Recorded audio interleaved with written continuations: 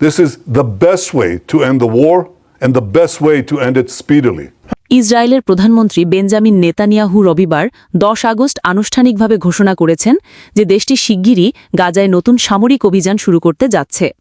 তার বক্তব্য অনুযায়ী এই অভিযানকে দ্রুত ও কার্যকরভাবে সম্পন্ন করার পরিকল্পনা রয়েছে। নেতানিয়াহুর এই ঘোষণা আসে এমন সময় যখন জাতিসংঘের নিরাপত্তা পরিষদ ফিলিস্তিনি ভূখণ্ডে চলমান মানবিক সংকট নিরসনের জন্য নতুন দাবি জানিয়েছে।